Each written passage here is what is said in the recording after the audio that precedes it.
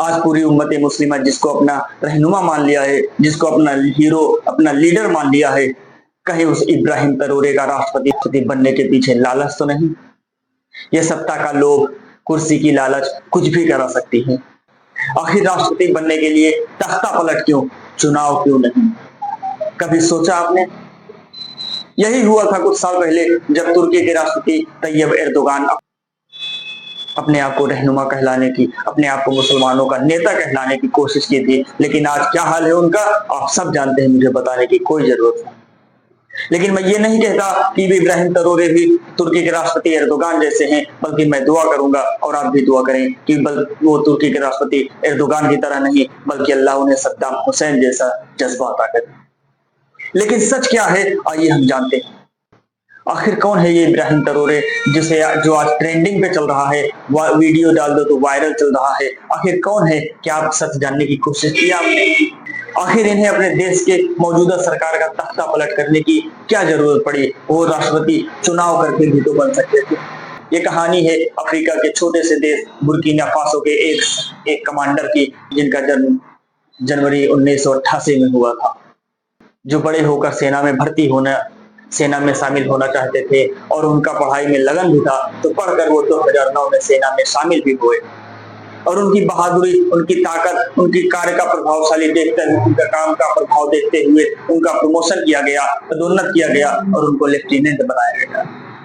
और वो अपने कार्यकाल में बहुत सारे आतंकवादियों से लड़ाई लड़ी और अपने देश से कई आतंकवादियों को मार भगाए, खदेड़ दिया। यही सब काम देखते हुए सबसे पहला काम यही था जो अपने लोगों के बीच वो हीरो बन गए। लेकिन जब उनका ध्यान देश के अंदर पड़ा तो मौजूदा सरकार तालिबा अपने देश को आगे बढ़ाने में पूरी तरह से विफल थी। बेरोजगारी और गरीबी बढ़ती जा रही थी, जिससे आम नागरिक परेशान होकर विद्रोह करने को उतर गए थे। इब्राहिम तरोरे ने समझा कि हम बॉर्डर पे तो लड़ लेंगे, लेकिन अंदर से हमारा देश अगर टूट कर बिखर गया तो ना हमारा देश रहेगा, ना बॉर्डर रहेगा, ना हम सेना रहेंगे, हमारे पास कुछ नहीं रह जाएगा। ये खजानों वाला देश इतना गरीब क्यों है, इसके पीछे बहुत बड़ी वजह है, ये आपको जरूर जानना चाहिए। लेकिन सबसे पहला काम इब्राहिम तरोरे ने ये किया कि अपने सभी सैनिकों को इकट्ठा किया और अपने मौजूदा सरकार तालिबान के खिलाफ विद्रोह छेड़ दिया और उसको उखाड़ फेंका अपने देश से। और उनकी जनता ने, वहां की जनता ने उनको राष्ट्रपति और राष्ट्राध्यक्ष पद पे शपथ दिलाया और इस तरीके से सबसे नौजवान राष्ट्रपति बनने वाले पहले मुस्लिम इब्राहिम तरोरे हुए। और नेता बनते ही वो अपनी शान को, अपने पद का इस्तेमाल करते हुए अपनी शान को दिखाने के लिए वो किसी देश का यात्रा नहीं किया, बल्कि सबसे पहले उन्होंने अपने सुपर पावर कहलाने वाले जैसे देशों को आंखें दिखा दी और चेतावनी दे दी। और वो चेतावनी क्यों दी? ये खजानों वाला देश अपने ही देश के खजानों से अपने ही फायदा नहीं ले पा रहा था, क्योंकि उस देश के खजानों पर, बड़े बड़े संसाधनों पर इस देश का कब्जा था, जिसे सुपर पावर कहा जाता है। फ्रांस के सेनाओं का कब्जा था। उस फ्रांस की सेनाओं का कब्जा था इस देश के संसाधनों का फायदा फ्रांस ले रही थी और इनको ना के बराबर इसका फायदा मिल रहा था। ये सब देखते हुए इब्राहिम तरोरे ने सीधी चेतावनी दे दी फ्रांस के राष्ट्रपति इमैनुअल मैक्रोन को और कहा कि अपने सेनाओं को शांतिपूर्वक वापस बुला लीजिए और अगर ऐसा नहीं करते हैं तो हमसे युद्ध के लिए तैयार रहिए। वो कौन सी ताकत थी? इनके पीछे कौन सी ताकत थी जिस ताकत के बलबूते उन्होंने इतनी बड़ी चेतावनी सुपर पावर कहलाने वाले फ्रांस को दी?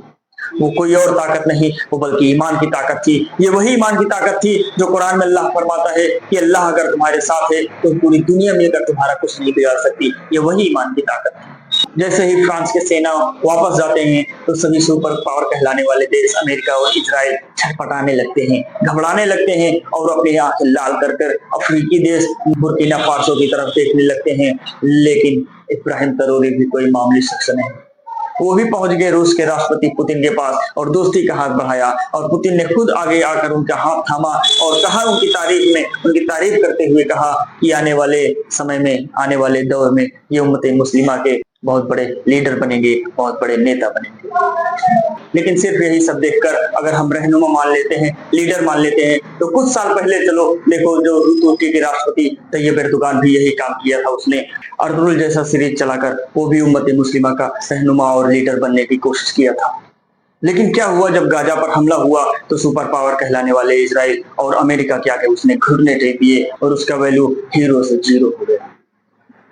लेकिन मैं ये नहीं कहता कि इब्राहिम तरोरे भी तुर्की राष्ट्रपति की तरह ही होंगे, बल्कि अल्लाह से आप भी दुआ करो, हम भी दुआ करें कि उनको अल्लाह पाक सलाहुद्दीन अय्यूबी जैसा जज्बा अता करे, सद्दाम हुसैन जैसा जज्बा अता करे, जो अपने लोगों के, अपने कौम के, अपने देश की कौम के और दुनिया की कौम की आवाज उठा सके और अल्लाह उन्हें कामयाबी। तो आज का वीडियो बस इतना ही। अब दुआओं में याद रखिए, अपने लिए दुआ करिए, कौम के लिए दुआ करिए, इब्राहिम तरोरे के लिए दुआ करिए। मिलते हैं अगले वीडियो में, तब तक के लिए खुदा।